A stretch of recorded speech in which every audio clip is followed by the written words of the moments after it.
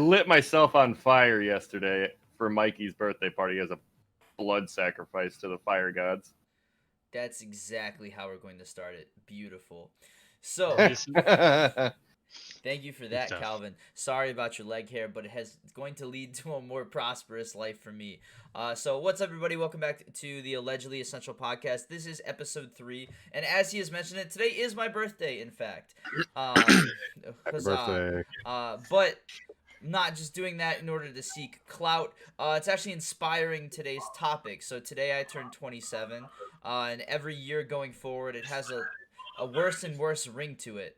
As you know, I move more into my late 20s, and it affects my psyche. So today we're gonna kind of do a little bit of a self-reflection across the board and talk about our experiences and what it really means to grow up. Right? Technically, on paper, we're all adults. But I have never really ever felt like an adult. It's always been sort of a bizarre concept, and it's something that I'm curious to get other people's takes on. We're all fairly similar in age here, but we've all had very different experiences. So that's sort of the general idea in flow for our episode today. Would anybody like to take that and run?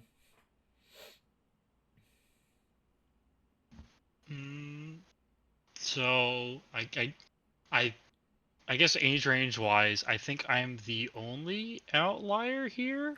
I am Go, sorry. Chaz could tell. He can clarify this up a lot better. Apex is actually the youngest here. Oh, Well, I'm Yeah, for once- curious here. I mean, if you don't want to say, that's fine, but it might be hard to dance around. How old are you, Bob? 24. 24? Okay. All right. So I was like, I know a couple. You mentioned your birthday. I was just like, okay. That's like I don't know if that kind of changes some of the perspective, but I think that'll lead in for some good discussion. So, I guess we kind of wanted to open up on subjects surrounding, I guess, I think like how you felt about age. I think is a pretty good bit at this point. I think it's kind of relatable at this stage, for Yeah. myself at least. That I would definitely agree. I don't feel like an adult. I've Right. been past drinking age for 3 years now, Mhm. and the whole time I'm just like, kind of feels like I just left high school. Yes, exactly. It's like I feel like growing up, I always had this idea that there would just be like some point where just like everything flipped and just like, oh, like, okay, I'm an adult now, and that has not happened. That has not happened. Like and Right. When is that? The, Has that the ever lever happened? has not been pulled yet that's saying, okay, it's time for you to get really into what it is adults are into. Right, accounting. I Um, don't know. Like, Okay. no shade to Golf? accountants. but- Taxes are when you become the adult. Taxes, yeah. I guess Even yeah. then, I feel like TurboTax bypasses it. I never really true. feel like I'm doing taxes. Yeah, And- it's not that bad. I actually I think remember that. Like, there was a time point when I was like a teenager where I was like with my girlfriend and her older brother, who was old, like in his 20s, and I was a teenager, was talking about doing taxes. And I remember like just being scared. I'm like, I'm gonna have to do taxes one day. Then I realized it's something that takes like an hour once a year, and you get money, and it's actually lit. And like, I just had this entirely different perception of it that's been shattered by my own experience. Yeah, I don't know whether like maybe it's like a generational thing, just having the access to the amount of media we do, the hobbies that we do, that we just kind of generally feel more connected to how it is we grew up, because we tend to be doing a lot of the same stuff anyway. It's Mhm. just instead of being in a school building, in your case, you're teaching in a school building. Right. So, Actually, yeah, in terms of pretty that's different probably vibe. it is a different vibe, but I'm doing the same thing I was doing when I was 6, so maybe that's why my life doesn't seem to have changed that much. Yeah, I don't know. I'm still It's a weird playing thing. Actually- GameCube games, so Right, exactly. never stop.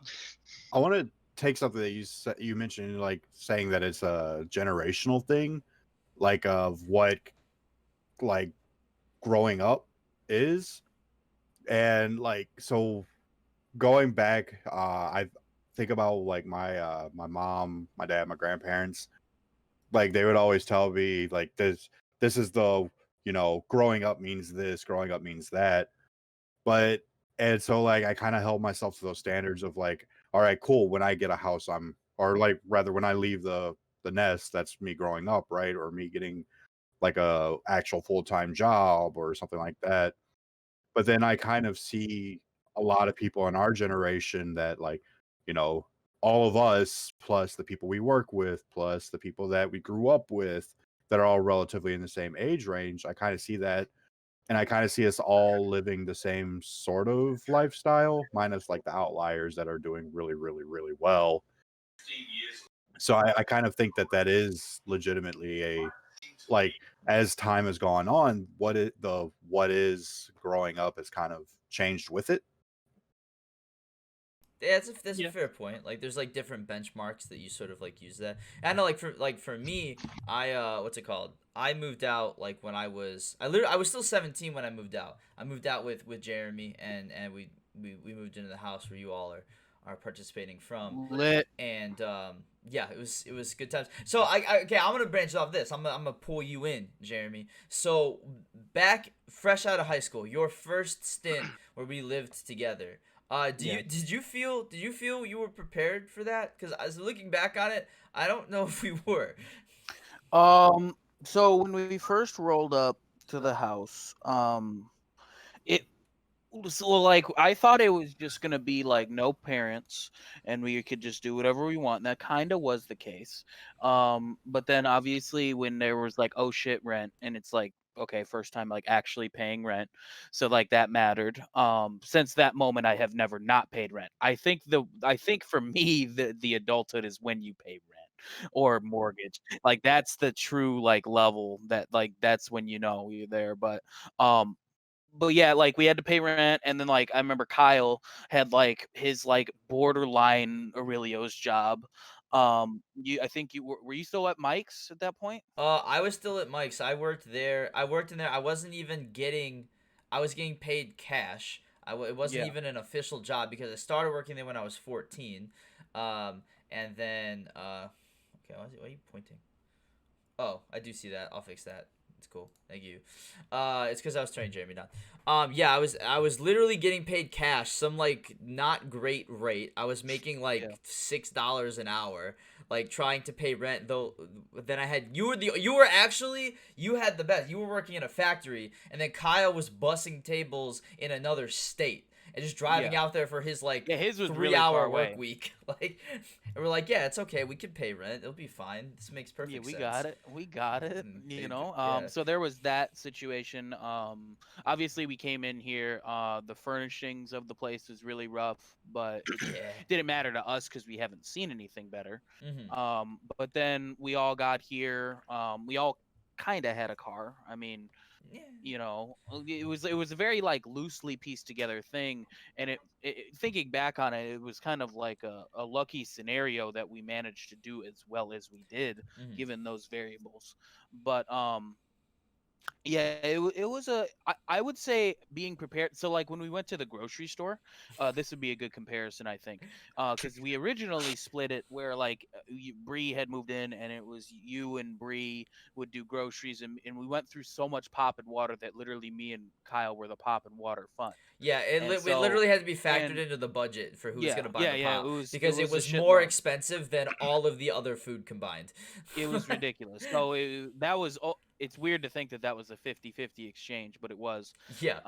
And so we did that, and it was whatever. So like I'm thinking of myself now when I go to the store and I grocery shop. Mm-hmm. I have vastly changed to the point that like at that time I was not even close to being prepared. I would just go buy like hella ground beef, buy burger buns, okay, cool, some chips, you know, feel like I'm gonna actually make some burgers. I get home, on the way home I bought McDonald's. Like it's like okay, you know, and then I'm sitting here like I just wasted all this money, and then the ground beef's brown. It's like, nah, we're still good, you know. You just cook it, almost give yourself some sickness, and it's just like it was definitely questionable, I would say. Some of the shit that we were passing. Yeah, and But yeah. I guess the end result would probably be no, we weren't prepared. But I think that I was better prepared than I thought we would have been looking like back at it. That's a fair statement. It's a fair statement.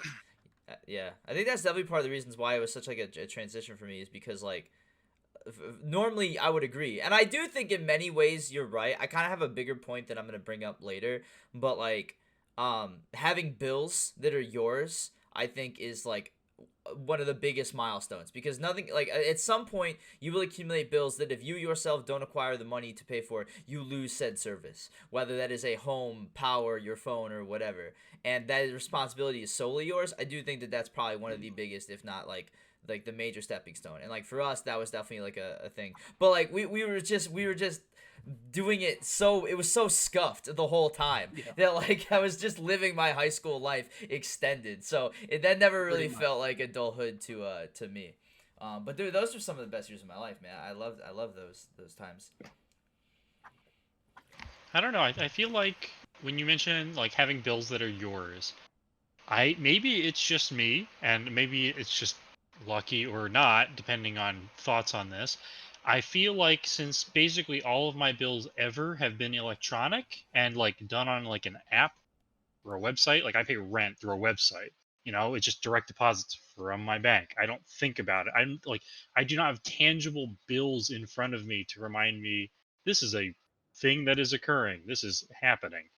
So I think that takes away, at least for my experience. I don't know if it differs with you guys doing physical anything, but again, it gets me more and more disconnected from the, oh yeah, you're on your own and a fully grown adult situation, because I'm not looking at it, or I can just kind of understand that a happens. little bit. I would say for it would desensitize it a little bit, but for me, the logic on mine has always been the very low level of income that you're making at 18 with a part-time trash job, and the high level of bills that, well, I was skating on zero bills up until that point.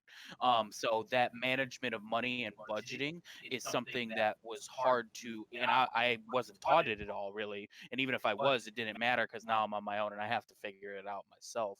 Um, and so that kind of became a thing where you had to try to make do with what you had.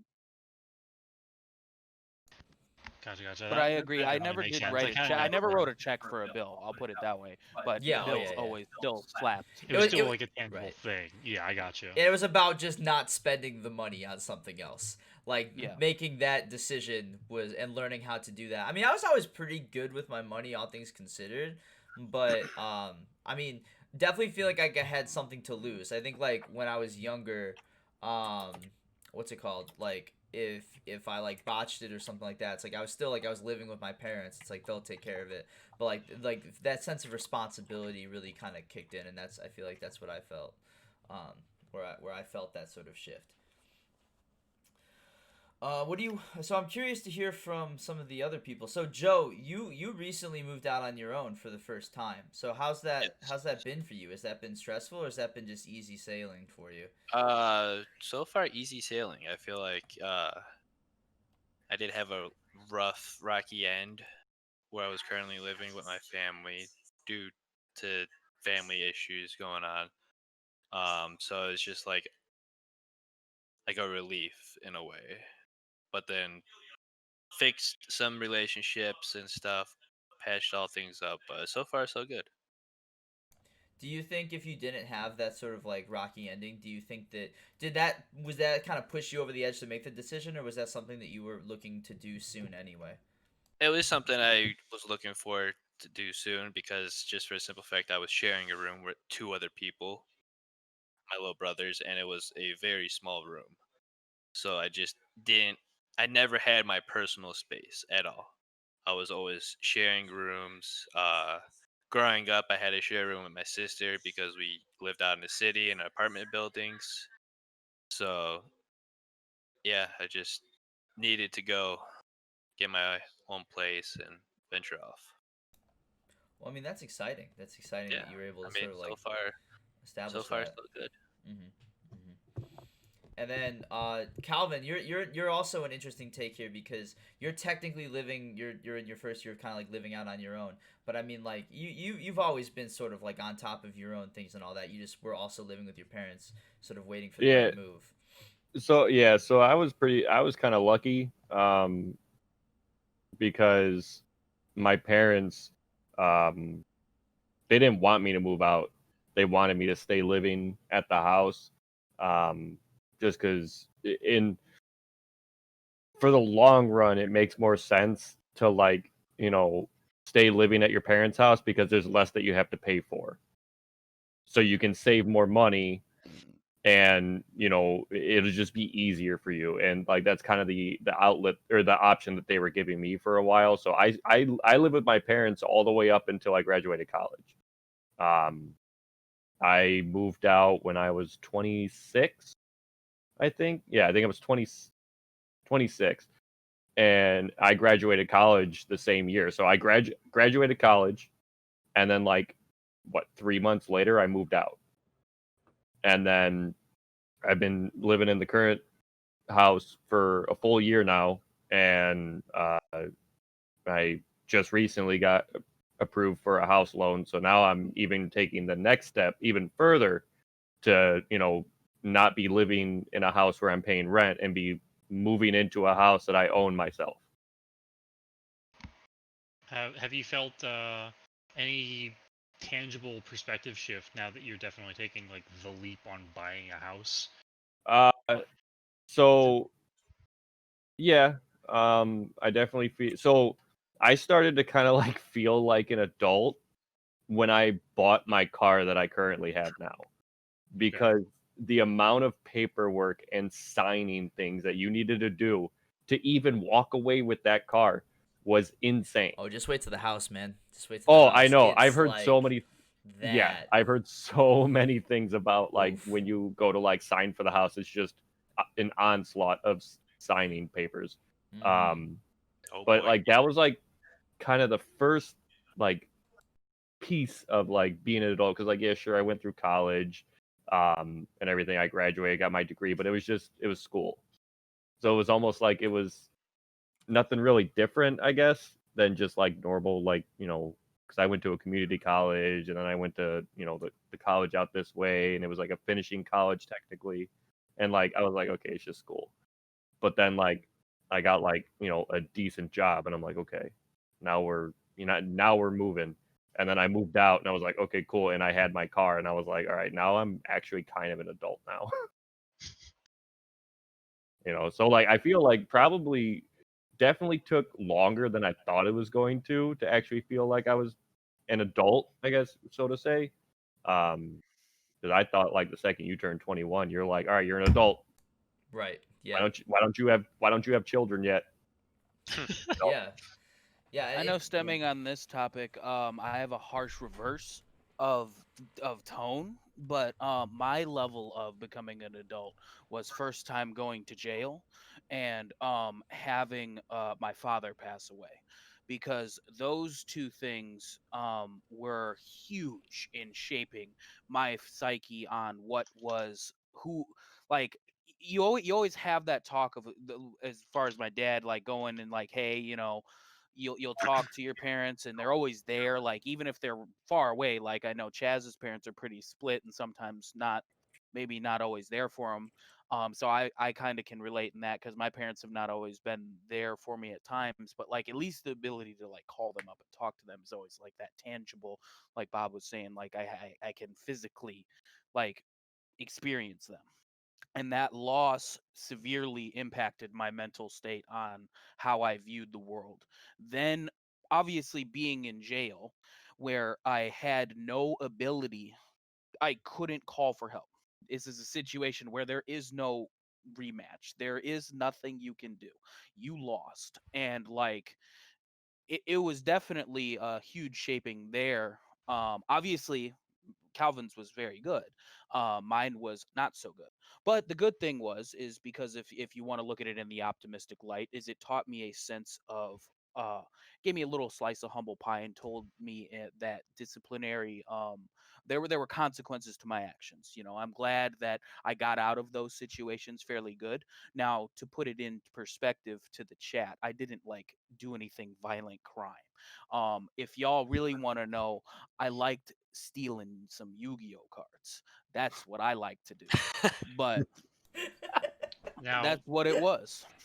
I I don't mean to put the general topic on pause. Sorry, I had no idea about this. It's a lot to take in, man. It is. It This is. this was especially like, coming in from the earlier wave. This is now an interesting discussion here. Right, right. See, I knew Did there's you enough go- here to work hold with. on. Like, we got it. No disrespect, and you can tell me if I'm being an asshole. Just straight up. Did you get arrested for Exodia? Did I get arrested for Exodia? No. No, I actually got scot free for a very long time. I got scot free for like 15 years, and made thousands of dollars off of doing this. But like, That's also, a big thing.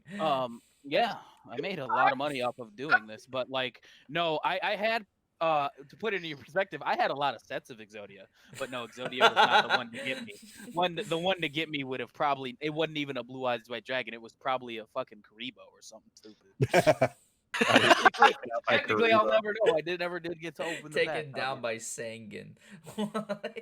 Right, right.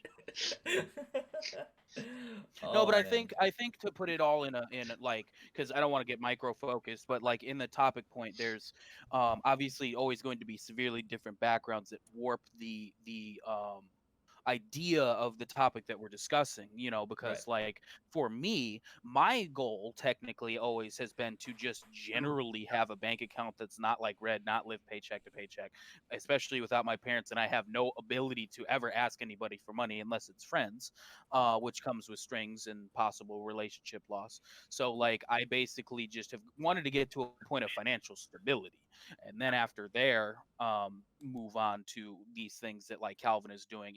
And to put it again for the chat, me and Calvin are the same age. We went to school at the same school, same grade, and everything. So his progression is significantly further than mine. And to kind of hit this topic on the head, I personally do not view myself as quote unquote like a failure because I'm not hitting these milestones at the same No. age as him. I don't think that, I would personally say buying a house at 27, if I had to guess, now would be a younger age. I would say most people, when I hear the term buying a house, I picture at least 30 and on, usually 30. Like 30-year range. Yeah. Same thing kind of with marriage, maybe late 20s. It depends on how, if you found your flame early on, but basically that's kind of where that goes. But I'll leave it for Right. somebody to pick up from there. Well, yeah, the thing is that like it's even though we're all relatively around the same age, because me, Zeddy, Not Alice, and Trio are all pretty much the same age, all within the same year. And then Izumo or Bob Jaw, whichever one. I mean, my full name's been whipped out already on stream before. Oh, fair so enough. You're Okay. okay. Right, we know I know. wow, Yeah. I just Right. realized Maybe that. not the last name, but Who- we're already Right. getting out of the Right. way. I'm so sorry. So- It's like one word in my Okay. mind. I get it. Right. I get it. So It flows. right. So Bob, he's a little bit younger than us, and then Joe or Apex is the youngest. But even though we're all around the same age, we've all had vastly different backgrounds and vastly different experiences that have brought us to the point that we're at now. I consider myself excessively lucky due to the fact that my parents let me live with them for so long. I would say that I wouldn't say that it's rare. I would just say that I'm lucky that I had that situation, because if they didn't allow me to, and they were just like, all right, you're 22, 21 years old, time to leave, I don't know where I'd be, Yeah. Yeah, it would have been harder than you would have. It would have also. It would have been harder. Like it then would have made it more difficult to accomplish the things you accomplish. I mean, like when you're living on your own and you're paying rent, it then becomes a lot harder to pay for school and to Yeah. like be able to like handle that. If you're in a stable place where you're not like the major responsibility of the household, you can exert more of that energy and time and money into reaching some of those goals. So it's like for Right. somebody who's like out of high school, like one person goes off and is like taking care of themselves immediately, like it's gonna be harder for them necessarily to like accomplish some of those goals, and they're just already on a different scale. So the idea Right. that age is the only scale is not fair, because there's Yeah. so much more, and like there's there's people with 27 across the whole country, and it's a huge spectrum of like where they are, Oh yeah, so it's not the only measure. exactly. what's it called? I don't, it's so hard to say in terms of like where you should be, right? Like that was sort of like a topic of like we are talking about where you should be, and I don't know. I don't really feel like I also feel really lucky. Like my parents are super supportive, but I also felt like for me in the same regard, like my parents would have let me continue to live there, but my parents always were a little bit more like overbearing, I guess, and really wanted to like kind of like mold me in a direction that they thought sort of made sense. And like for my own personal well-being, I knew that like what I wanted and what they wanted wasn't the same thing, so I kind of had to like get off that train. So like they were super supportive and they always loved me and things like that, and I always had a place to go, but like I sort of had to make that personal decision like after high school that like I needed to go out and sort of make my own choices, and that led me down that road. And I think to sort of give my final thoughts on like when I felt like I grew up was even though my parents were always there and they're still there, like if something happens, like I could call them and for help. But I think the moment in my mind when something bad happened when I was younger, my first thought would be to call my parents and see what they could do to help me out. And when I shifted to the point where when something bad happened, my first thought was how am I going to fix this? I feel like that's when I like became an adult. Yeah. Like, and I would say probably somewhere in my early 20s, because when I was like 18 and like I like didn't have any food, like I could like call my parents and like that I could go over there and eat. Or if something blew up, I would immediately call my dad and be like, this thing's exploding, and I don't know how to fix it, which has literally happened. But at some point along the way, I stopped relying on them to bail me out of problems, and I started bailing myself out of problems. And I feel like that is what made me an adult, and that has absolutely nothing to do with my behavior. That has nothing to do with my interests or anything like that. It's just sort of like how I handle bad things, and who's really taking care of me. And at the end of the day, Right. now it's me. And so I feel like that was my moment. Yeah, I think that's that's probably the biggest perspective shift is as soon as you're not asking for how am I going to do X, like what am I supposed to do in this situation, what is the direction. It's just kind of okay, we're just doing this now. That's a good point. Um, like even like you're mentioning, just like the sink's exploding, right? That did Like happen. Jeremy was there. regular, like typical odd, even things just like maintaining your own living space, um, just solving these kinds of regular issues in your day-to-day life and not having to ask about it is pretty powerful perspective shift. Mm-hmm. I can't say I would be 100% on that. Like I'm out of it. Like I'm still asking family members. Oh, yeah. It's kind of like a tied thing. So I can't say I relate to that entirely, but I get where you're coming from, like being on the way there. Oh yeah. Mm-hmm.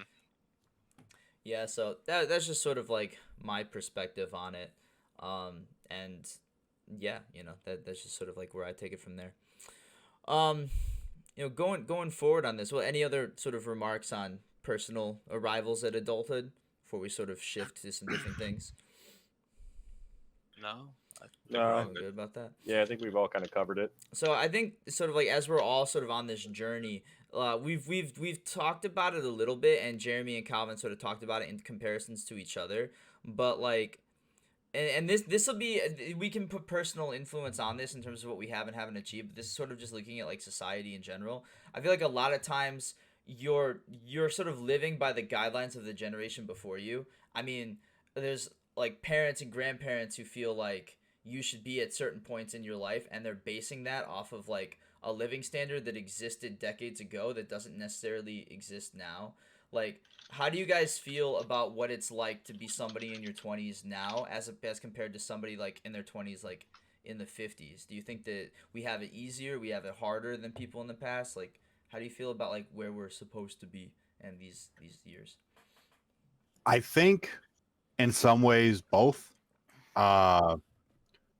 Because like we have ease of access at our fingertips to a lot of stuff that like earlier generations wouldn't have. For example, and I guess is a good time to mention it, I don't have people to call like when I'm in like dire help outside of you guys. So like if something is exploding, it's kind of like, all right, cool. I gotta figure it out. Like I don't have like someone to just call up. But So instead, you're on Zeddy's level, man. You like you already had that perspective hit.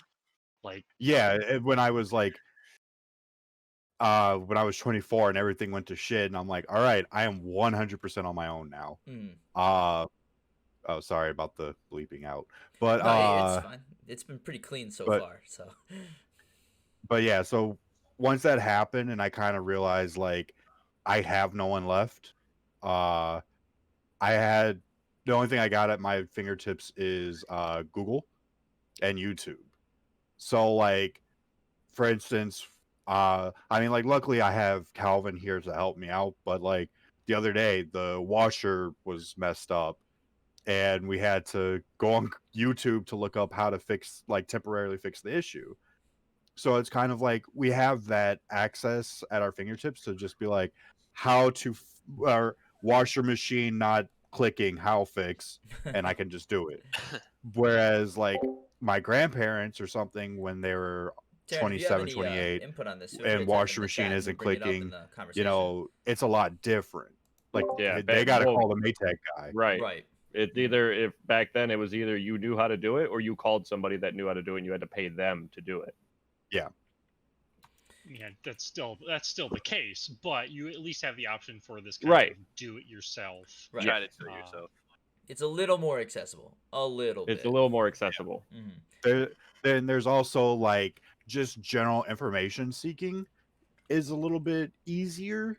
For instance, like I don't if I need like quick information on something, I don't have to drive all the way out to the library to go look at the encyclopedia or something like or like some type of informational piece. It's Mhm. just there. Like I could just do it. Mhm. So that's what I'm saying. In some ways, yeah, it's a little bit easier for us. Yeah, I think the information age definitely created the generational gap as far as that. I guess in this case, growing up like this, and it has pluses and minuses as far as difficulty. Chad Gamer in the chat mentioned that there's a lot more things competing for your attention now. You are constantly 24/7 on call with a device that will ring you up in the middle of the night or when you're out and about. You now have just consistent responsibilities, whether that be career or personal, always on call, always working on these things. But at the same time, you have the abundance of information that can possibly get you ahead. Right. So, in my case, like I wouldn't have the career I have remotely close to it. I wouldn't know that I would want to do it if it wasn't for growing up with YouTube, basically. Mhm. Like having that information just readily available and kind of figuring out what it is you like to do. And likewise, meeting people all over the place. I wouldn't be in this video call right now if it wasn't for the fact that like the information age kind of connected me up to these things and got me linked up in so many different ways. So I think That's a really good point. Yeah. difficulty wise, I don't know. It's a bit up in the air, but I think it's a bit simpler. Yeah, two things on that. One, Tevin20 in the chat. We all know Tevin. He said the information we have at our fingertips can really help idiots like me fix issues that I couldn't afford with how hard the economy can be. So I think that in some ways it's a safeguard because like with what happened like with the appliances at the house, because Calvin was able to look it up and get information, he was able to fix it for $20. Whereas if like they had to buy a new appliance, like maybe that's not even a possibility. So the information age does provide that bit of safety net, I think, for people to where like you can sort of like not fall into pitfalls and get into bad situations. And then also too, another point you brought up, so that was just to reference the chat, but I really liked how you brought up like being able to go on the internet and figure out what it is that you like to do. I mean, I think that that's something unique to this generation that hasn't existed before. And I think that there's resistance to that, and then that can sometimes affect like how our age group is looked at, and the fact that we have the ability to actually pursue and probably work in a field that we really like. And that hasn't always been the case before. I mean, people really might be interested in something like maybe they really like design or they really like programming or something like that, But if they weren't able to work on something like from a distance, like how now you could work for a company at a distance, and they only had available to them the jobs that were there locally, then sort of getting a job and making it was just like a simple financial measure, and there was no emotional fulfillment to it. You know, like 50 years ago, it was like, do you have a job that can pay the bills? Okay, cool. Never like, you know, do you like your job? Because it's like you were limited. And that's something that I think is new, and then that needs to shift, because I think it's important now for people to find a job that's actually fulfilling for them, because that's what's healthy. And we can do that when they couldn't do that before. So I think adjusting what level you're supposed to be at by a certain age should allow for us to be able to try out all these different things that are available to us now. For sure. And I think that also aids potentially into the, like, again, like the adult perspective, right? Like getting into a job when you did not have the perspective on some random thing that you would potentially be super, super interested in meant that you were just slogging through it just because you had to pay some bills. So it's working time, buddy. You get used to it. Everyone else is doing it, you know? Versus now you're coming into it and maybe you find something that you just really enjoy doing and you're okay with waiting around. And for some people who get into their kind of dream career, it doesn't really feel like work. So you never really have that hard shift into it's work, buddy. Take it or leave it, you know? So Is anyone else wrapping right back. beeping What sound? is that? Are you all okay? That is Quick me. intermission. I'll take care of that. Oh, that's you? Okay, it looked like they were all freaking out, so that's what scared me there for a second. I didn't know what it was. Okay. I thought it was Alright. the Instapot. What's it called? Were you cooking something in the Instapot?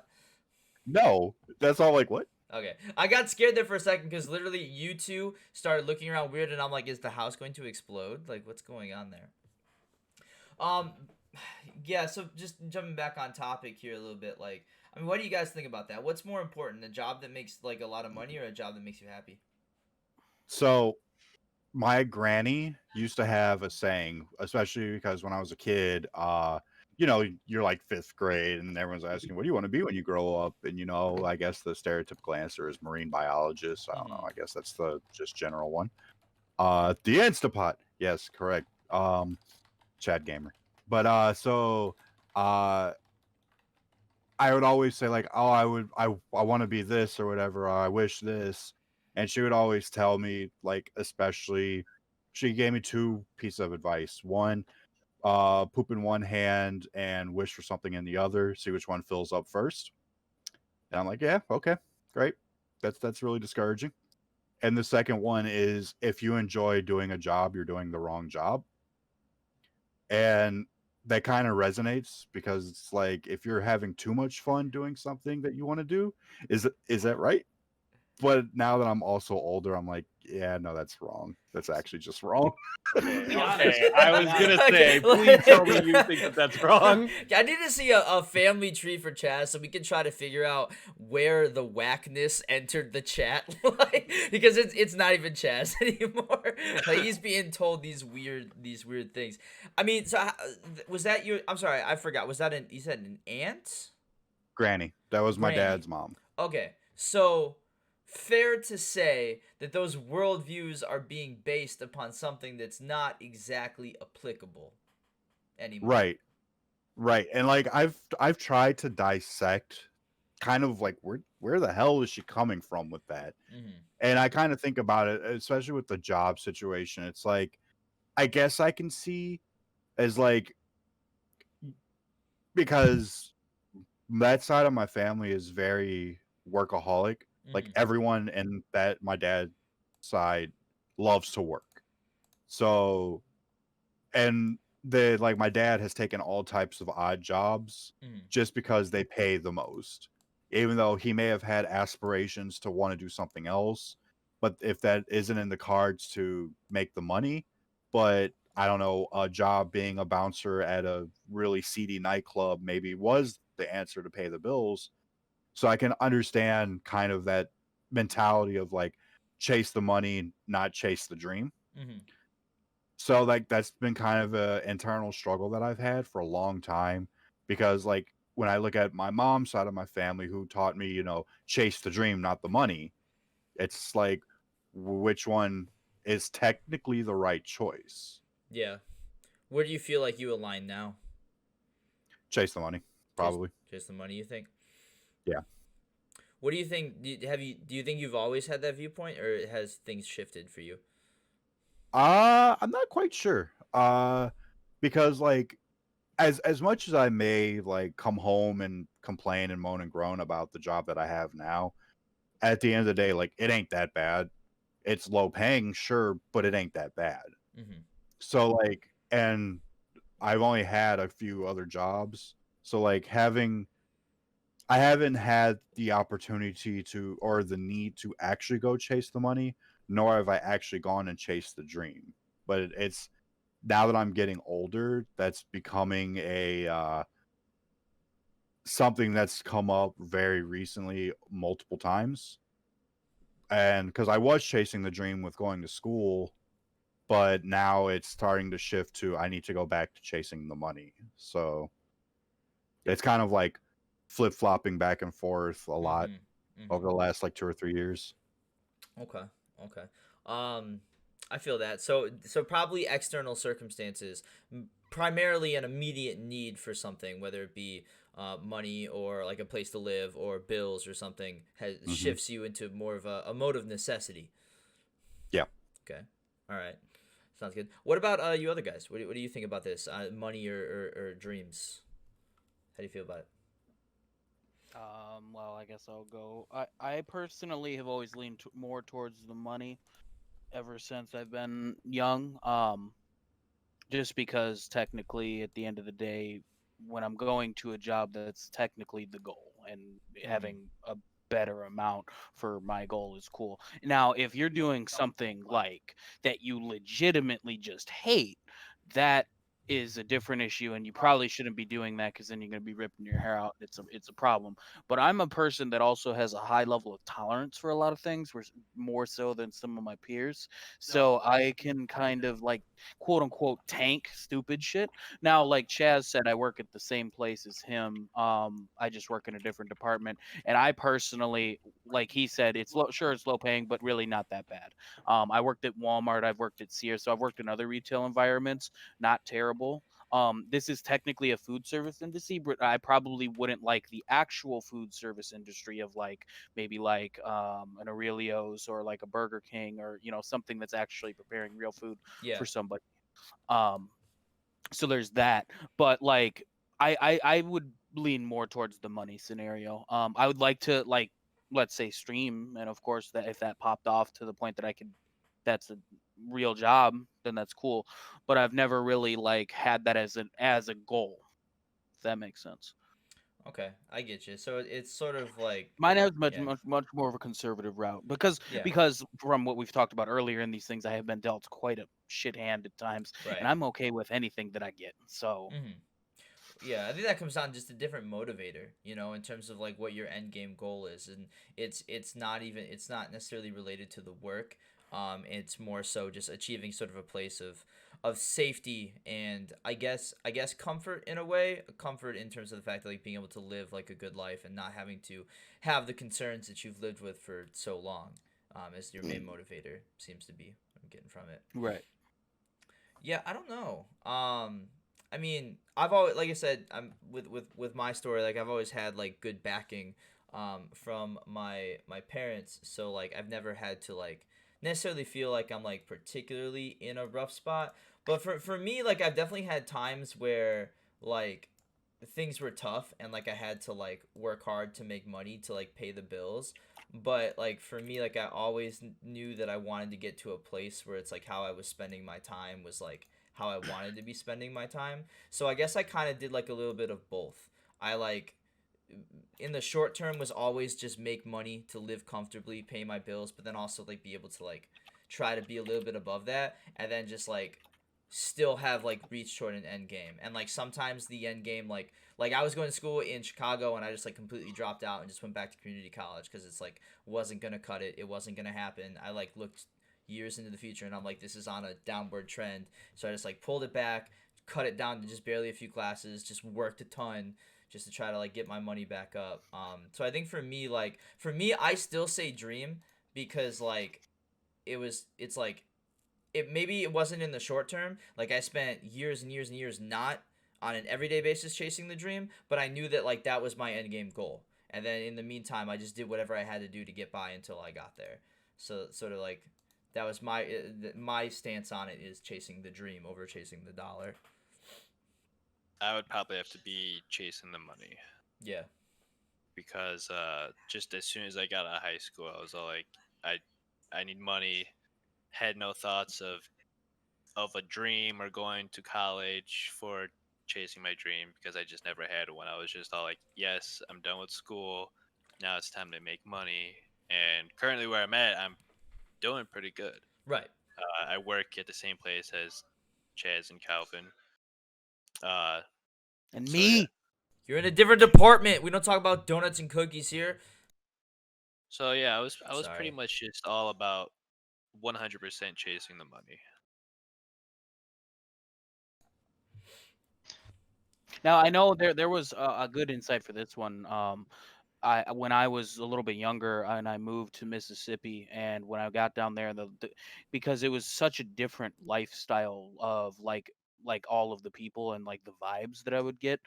It was a lot more hospitable and just like you just felt like you just went outside and just breathed the clean air, like you were just there to live life kind of thing. And so like it was kind of cool to have that viewpoint. But then when I went down there, because I used to be pretty good at baseball, and I quit like to play WoW essentially back in the day. I also quit right before I got glasses, which was clown, because if I ever actually had my glasses, I might have just stayed in it because I was actually pretty good. Sure. And so like I when I was down there, I started to get in shape a little bit more and like want to try to play, and I started playing for like some intramural leagues and stuff like that. And they said that I was pretty good, but obviously, compared to the natural born 21-year-old talent that has never stopped, I wasn't quite at their level.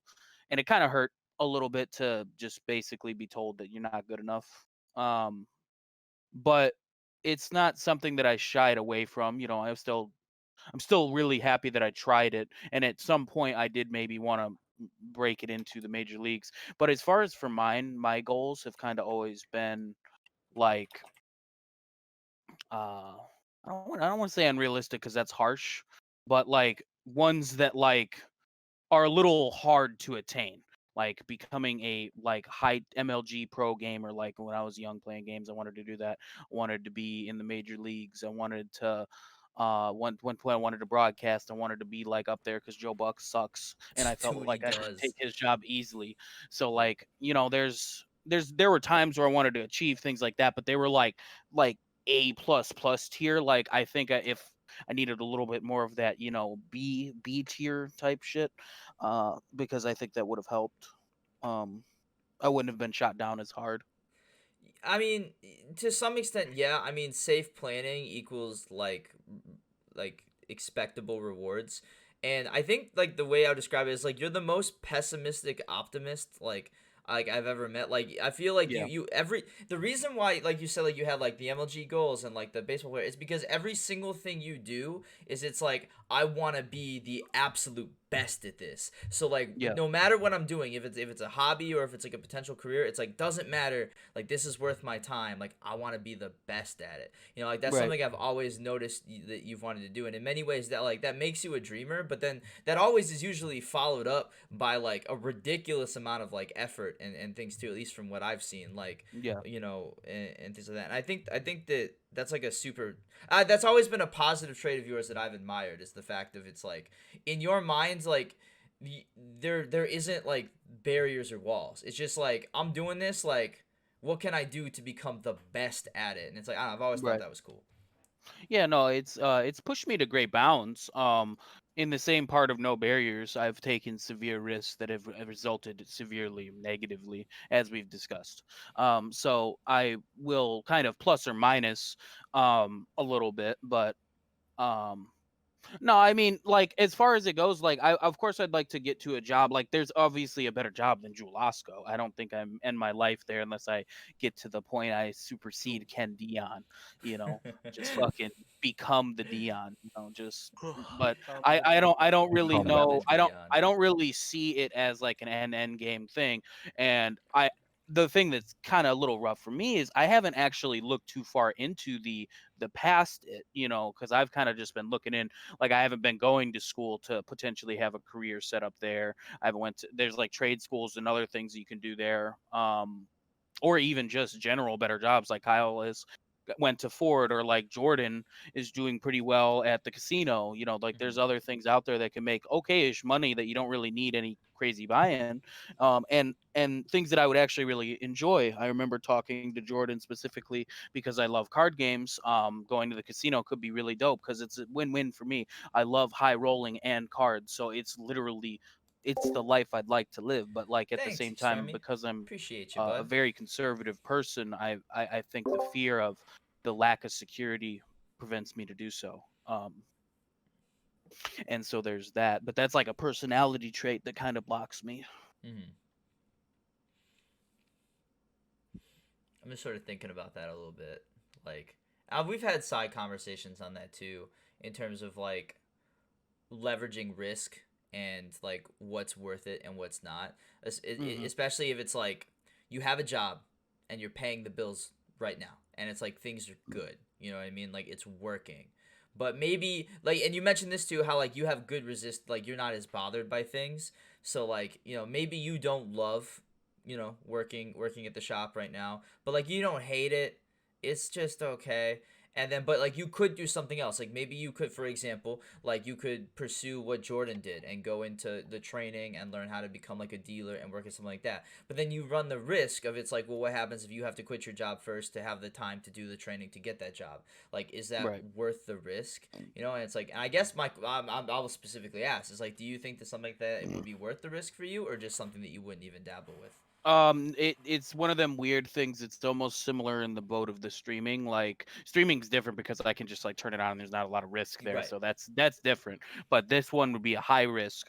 Something that I would say that like worth the risk, probably, because I could actually see myself loving it. Now the thing that's interesting too is I've never actually went to a casino, and I want to maybe talk to Kyle and Jordan and maybe set up a day where like I can go, like maybe me and Kyle go like a day that Jordan's on, make a night out of it, meet him when he's off, and then like we can all play like some games or something, and I can actually get that vibe. Because technically this kind of goes to like that music argument where I've never been to a concert either, so I view them as kind of whatever. But like at the end of the day, I technically have no realm on understanding that concept because I've never experienced it. So that is like the jury's kind of out almost. Mhm. I would say I can fully say that I would probably enjoy it more than Julasco. Yeah. Because you know, just randomly frosting cupcakes and baking bread is cool, but like unless I'm actually like get to a point like Calvin where I'm a manager, or even get to above that, become like the ops specialist, where you're essentially like you're distributing the product to all the places in the district, and you're almost like a journeyman uh manager. You'll just roll in, and when you come up in it's cool because you come up in the building, you're the boss, everybody listens to you, they get scared you're there, and you're just like, you can just walk over, even the store director. And then but at the end of the day, you're really just a dude making way more than everybody else, Just a doing doing really like barely half the work. Right. Like when Yeah. I see my district manager come in, she just kind of chills, hangs out. She's more worried about what she's getting for lunch than what she's doing for work. Yeah. And then Calvin's boss, Rich, he's just like hella dude, bro. Vibing. Like he gets sloshed like on the Oh regular. yeah. Like Constantly. It's Vibing. great. yeah. So like it's kind of like seeing that, like I think that the reason I like Jewel is because it has like the effort that you put in, like the merit can like reward you essentially. Mhm. Unfortunately, what I've learned, and this is just adult life in itself, there's a level of cherry picking there.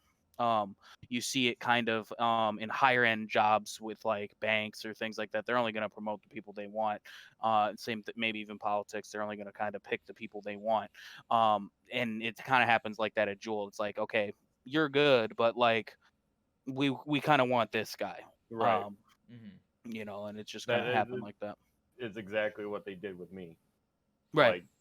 I pretty much got the spot because of the fact that like the people that were my boss at the time liked me a lot, Yes. and like I pretty much got the job because they liked me a lot, so they trained me on everything, and they're like, "Here's the job," and I'm like, "Yo, Well, yeah. I'm like a child. What are you doing?" I feel that. Yeah. That's like the age-old thing is that it's not it's all about who you know. Like that's Right? Yeah, it that's- really is. That's what it comes Ev- down to. That's So actually, 100% thing. Oh no, go ahead. No, I was just gonna say that that's been 100% the thing in my experience, and you hear it all the time. It's like, oh, it's who you know, and you really think about it, it's like, oh, it's just kind of like an intangible thing. Maybe somebody will refer you in for the job. No, if like, even if you're not the best at it, if you're friendly, or like you have the network, that's what Right. gets you moving. It's a very It- interesting. Oh yeah, I feel 'Cause- like that's how it is in most industries. Honestly, I yeah. pretty much almost every industry Yeah. ever, really. It just is kind of how it Yeah, works. it's my dad. It was one thing that my dad told me real quick. He said that it's not what you know, it's who you know Yeah. is That- what yeah. gets you the good jobs. Mm-hmm.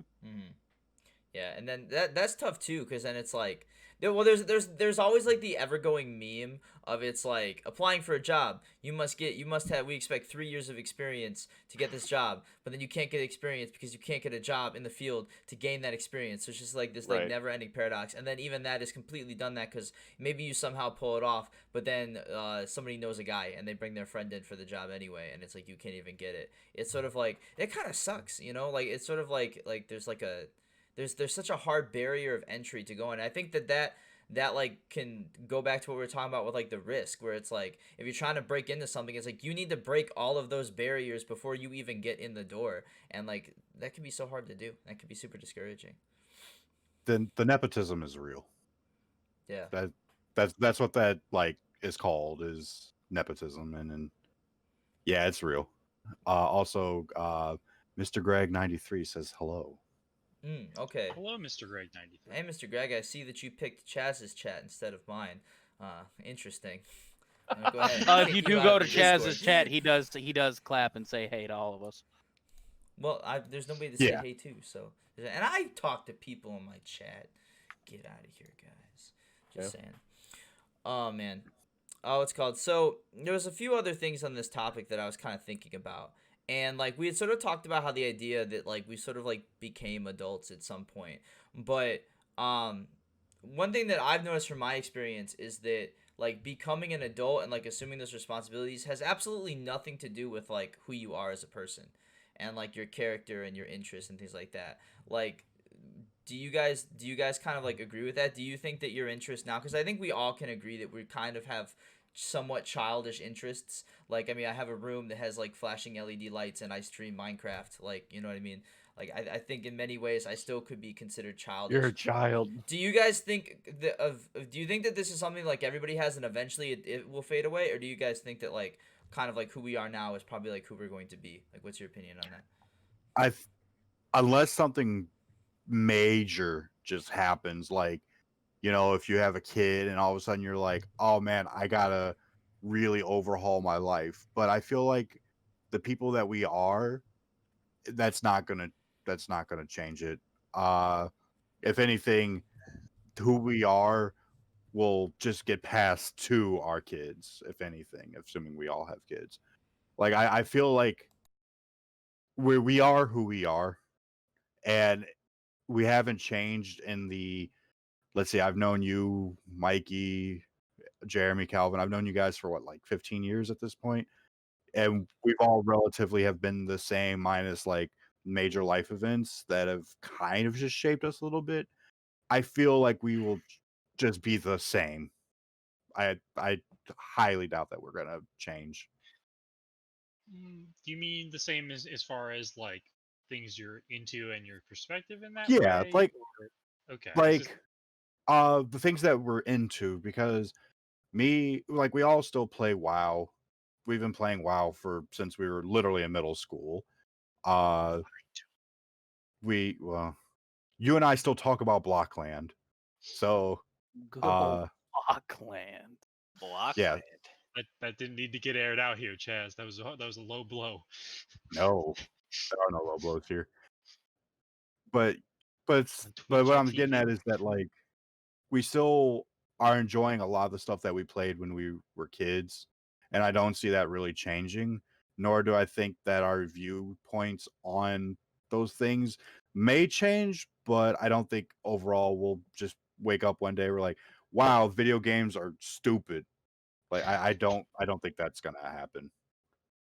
No, I agree with you. I really don't think that because like I mean, you guys have been playing World of Warcraft since middle school. I've been playing RuneScape since middle school, and like due to the fact that we're pretty much I feel like consistently we've had the same kind of interests throughout the years, through middle school, high school, college, everything. I feel like that's not really going to change a whole lot. As for like a whole generational thing, I really don't know. As far as us being gamers, we can all agree that won't change. We'll do things to supplement that addiction. Right. But Yeah, I guess That's it's, about The industry will change, but we will not. right. Yeah. yeah. I guess it's interesting because like, what's it called? I guess I always wondered if there was like a clock on it, and I think I realized now that there isn't. Now I think the one thing that I think we have a big like eclectic mix of backgrounds, but I think the one thing if we're gonna talk about growing up that nobody here has experience on is I think that a kid could be the thing that derails anything. And when I say derail, it sounds negative, but causes a hard shift in direction. Oh yeah. Is that I think It's that a could be the severe only force thing. and perspective change. Yeah. Right. I think that would be the only thing that could crack that door. And I mean, I don't know yet. Well, because I mean, up until that point, and let's talk about that. In the fact that you have a kid and your entire life is focusing on you and your goals and how you're doing, but as soon as you have a kid, it's focusing on their goals and how they're doing and their in the beginning, it's their health and well-being, but then obviously they grow up to be an adult, and then you just mainly care about how they're doing. And realistically, you could be hanging on by a thread, but if your kid is like graduating college, you feel like you won at life. Like Mhm.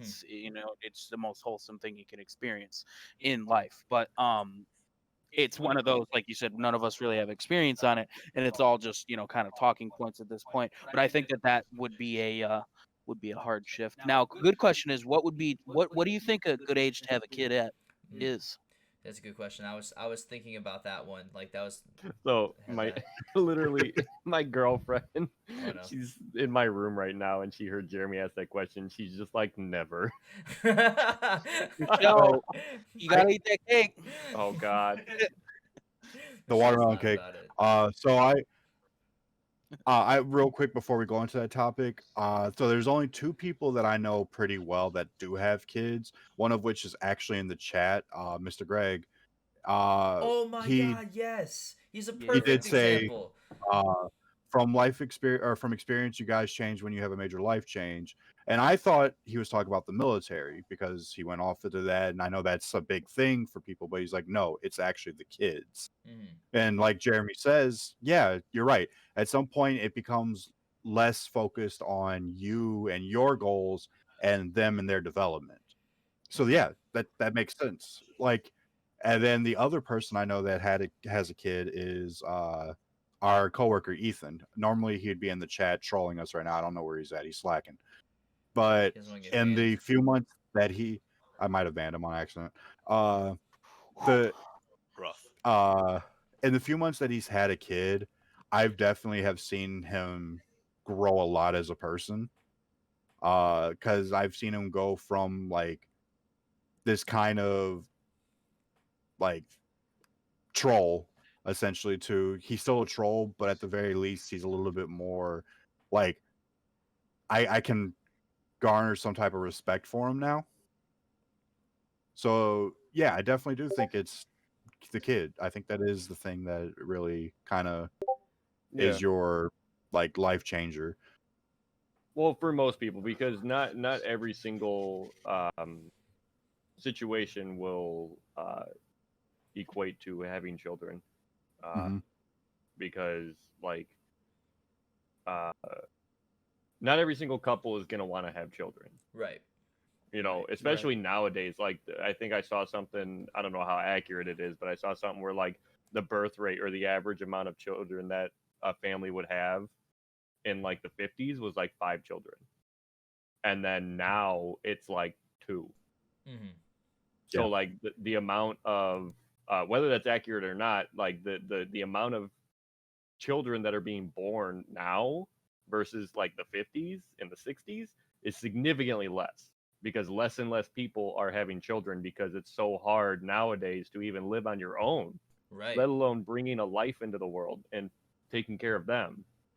Well, and the thing too that needs to really be stated is the status of the world. There was a good old sunrise in the '60s. That sun is kind of setting these Right. days. So Exactly. Yeah. That's always something like I've always wondered this in terms of like it's always felt like we're just in like these like dark times, and it's like there's like these fights going on, and I always just wondered if that was just sort of like teenage angst, and if every generation ever has thought that the world was in a rough spot in their times. But dude, like this year, I don't know. I think it's a little more real now So, than it has yeah. been in the past. Everybody else who's analyzed the subject, okay, it's generational. It's what we think. They didn't live through 2020. Right. Yeah. This is Right. this is a precedent. All right. Like, Yeah, this has been a rough year. and it's definitely one that would make you maybe feel weird about making life choices on like things like that. In terms of like having a kid, and so in order to put like an age on it, I don't know. I don't really think that there is an age. I don't think that age is the metric. I think that there's Age is not. Yeah, age isn't the metric for having a kid. I think, and again, people have kids accidentally all the time and figure Oh, it yeah. out. So, like, Yeah.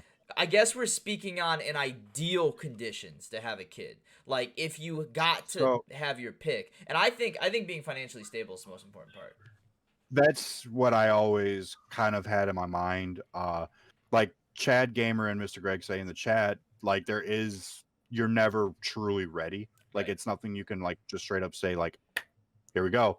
It just kind of happens when it happens. But ever since I was pretty much a teen,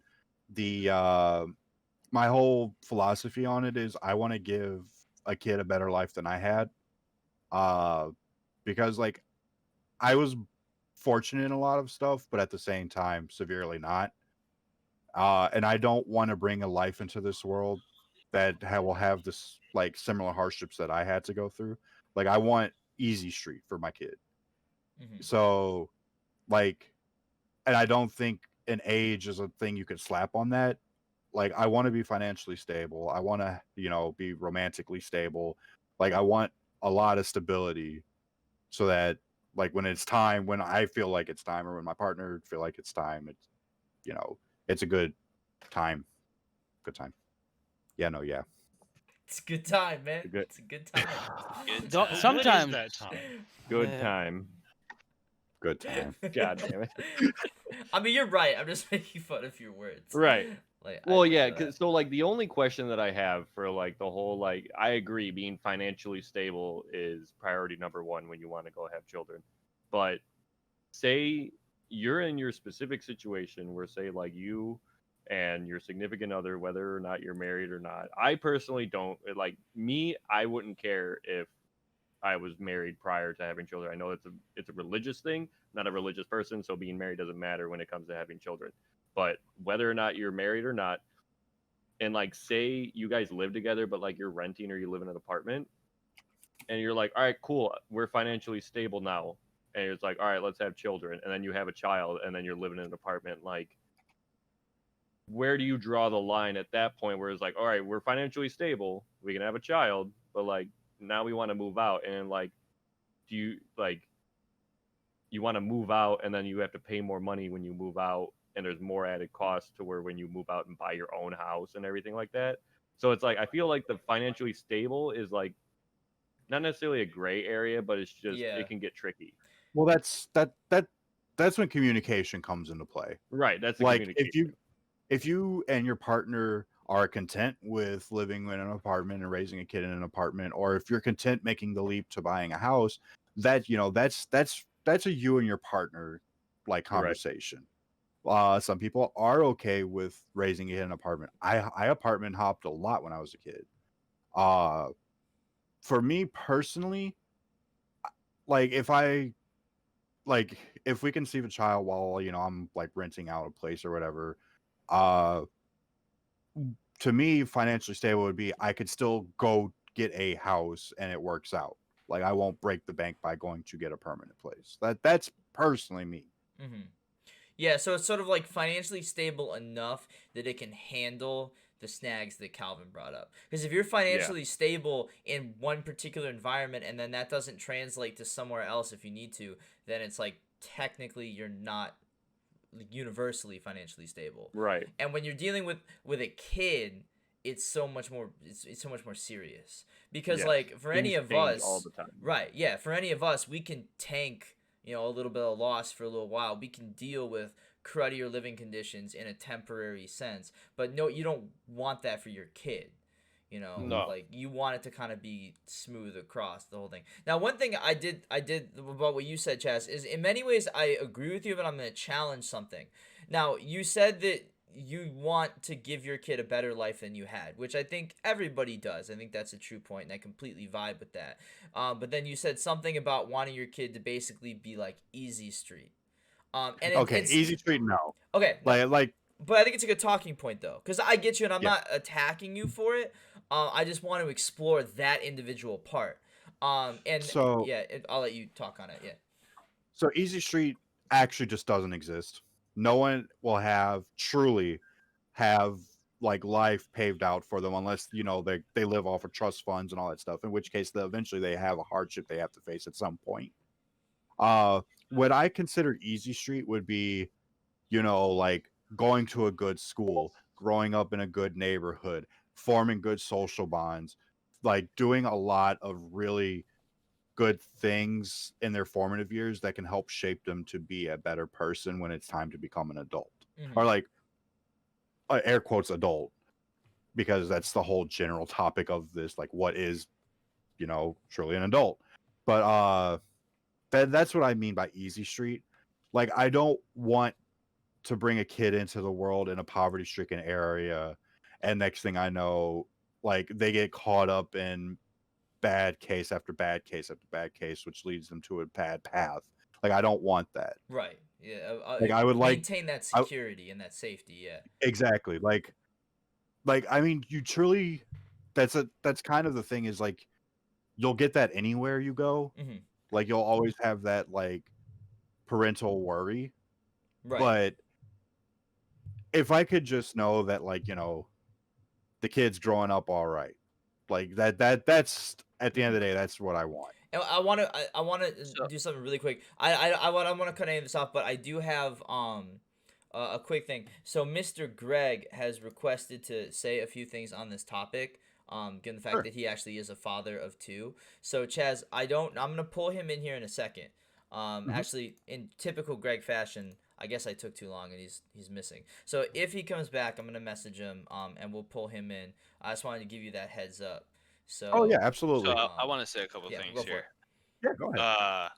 So growing up, it was very hard for my parents because Greg we is here. were always in apartment buildings and there was 6 of us in apartment buildings. So money had to go like to me, my sister, my 2 younger brothers. So I didn't ever had everything.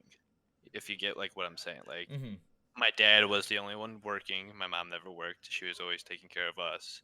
So it's just growing up as a child was rough and good in a weird way. Like I had the stuff that I needed, but I just didn't have everything like everyone else had because there was just 6 of us.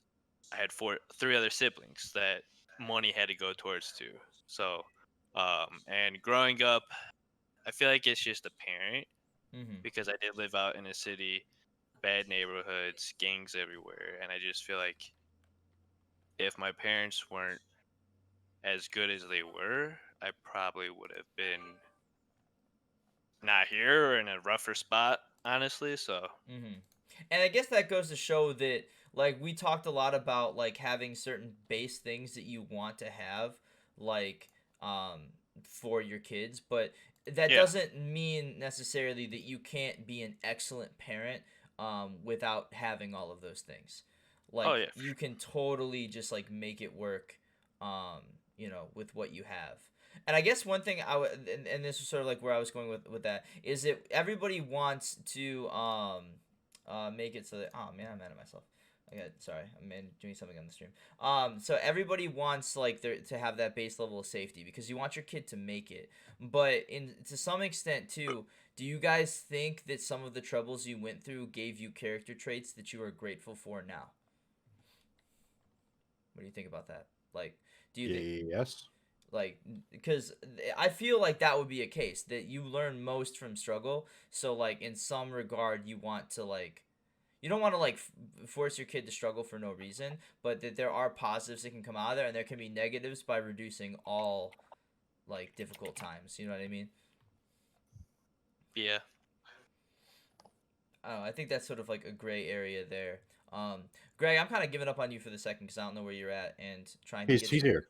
Okay, if you want to come in, hop into the general chat, and I will pull you down.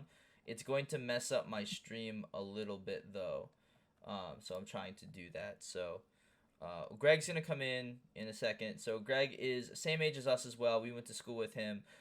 He is married, a father of two, and he's an army man. He's in the U.S. Army. He's wrapping up his uh, contract, I guess, right now. And he's got some things to say on that. So we're gonna bring him in and talk about it. What's going Lit. on, Greg? What's going on, guys? So you had some things on this topic. Oh, of course.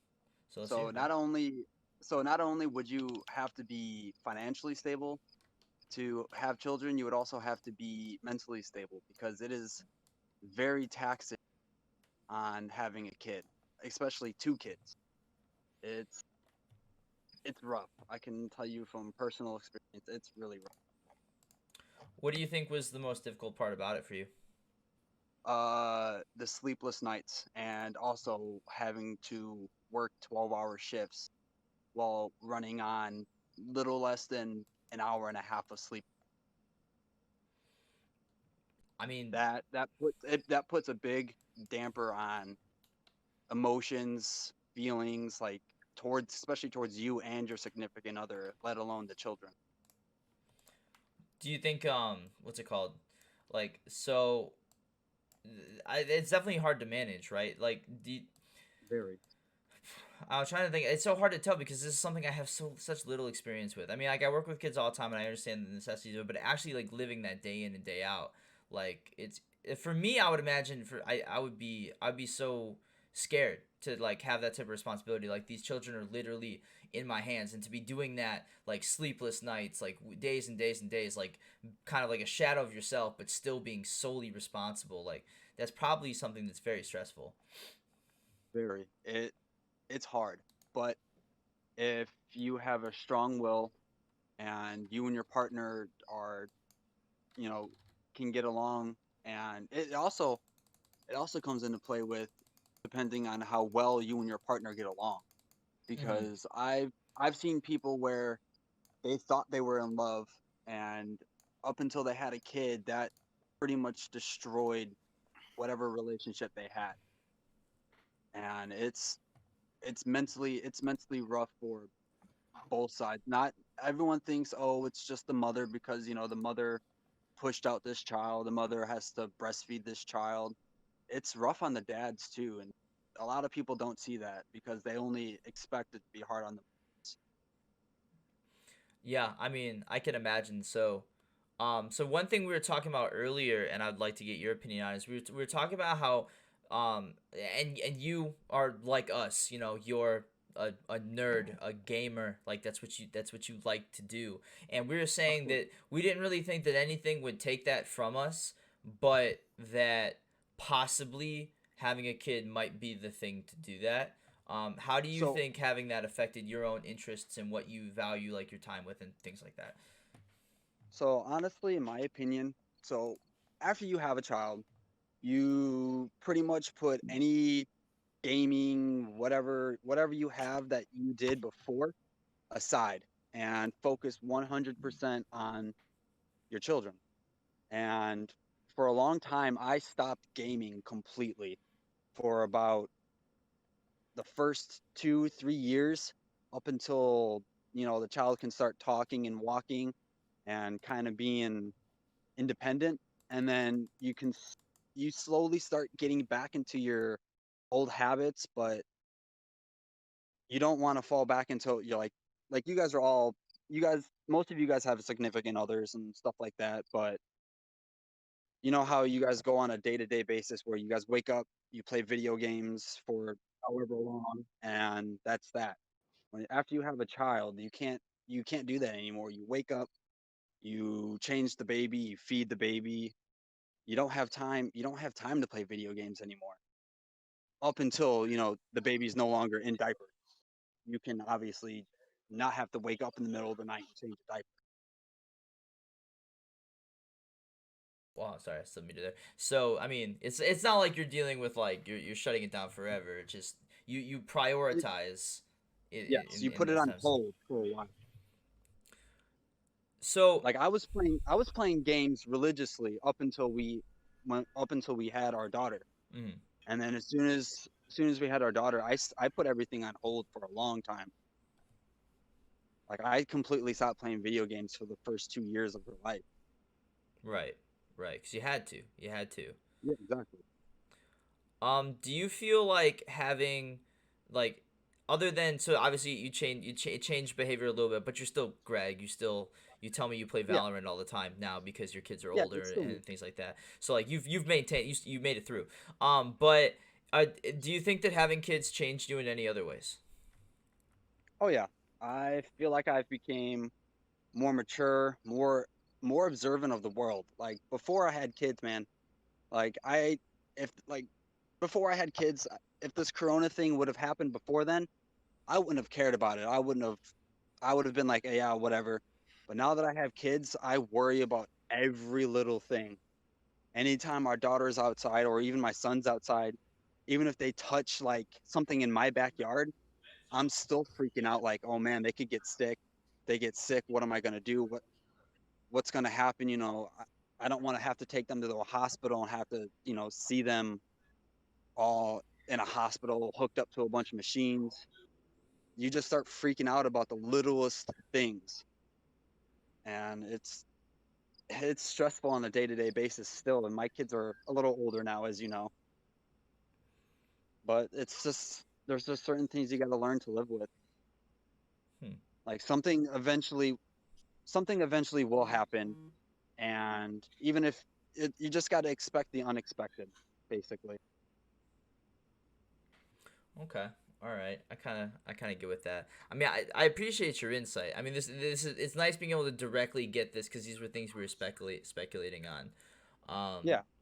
Let's go. Does anybody else have any kind of like questions or thoughts on this? Well, we got Mr. Daddy-O over here. Talk about that. Big Daddy. Big Daddy. Shut up, Greg. No, I mean, I think that was a pretty nice overall summary, and it pretty much answered the entire opening of the podcast, eh? We had this discussion about this. I think this was, this is informative. So I think that was pretty well done. Oh man, yeah, no, I like this topic a lot. I mean, this is just kind of like good sort of like conversation and sort of like I feel I very. think it was good. reflective. I think everybody was well rounded in the conversation. Everybody was able to have personal insight on top of opinions, and nobody was really wrong here, which is good. Like everything was like we were all feeling comfortable because we, as a friend group, like to call each other wrong all the fucking time. So the fact that we had a wide open thing to not be doing that, it was good. Yeah, man. Yeah, man. All right. Well, I think we're pretty much at like our hour and a half mark here. I think you're coming up on it.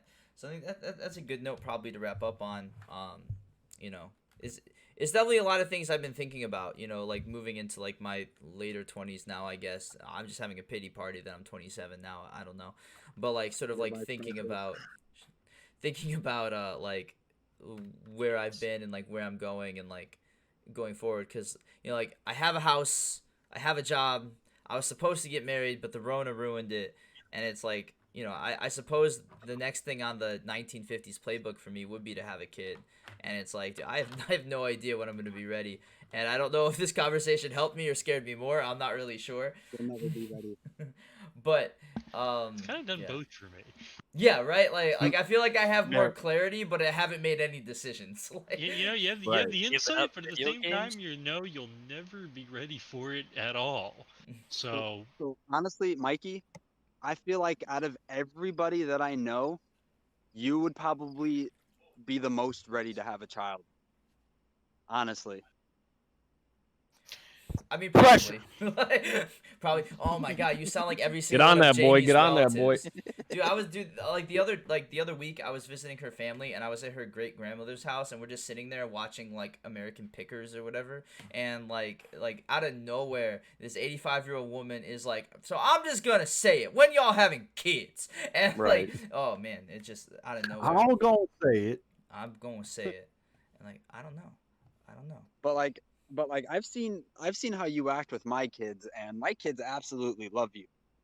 And I know you're very good with kids. You make pretty good life decisions, and I'm pretty sure if you were to have a kid, let's say in like a year, you may think you're not ready for it, but when it comes down to it, I think you would buckle down. You would do what you need to do to get it, done. I think that if we had the chat open and it said Mikey had a kid, everybody in the chat thumbs up that.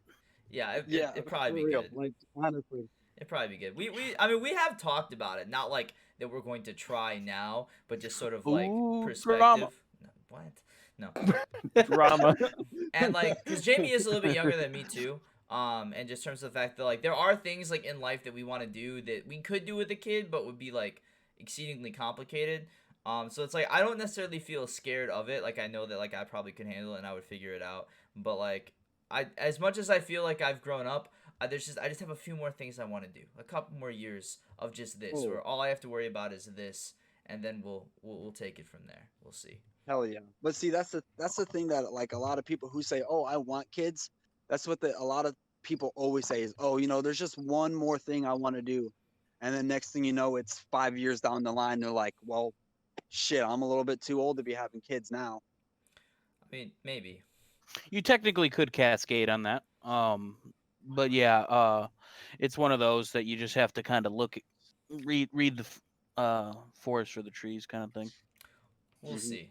Maybe at the allegedly essential episode 300, it'll be my baby reveal. All right. So baby. we'll see, Spicy. Stay tuned. we'll see what's Real, going on real there. quick, That'll Real be in quick, 6 uh, years. what's up, there. Chaz, you know how you brought up like how the military might have changed me? Yes.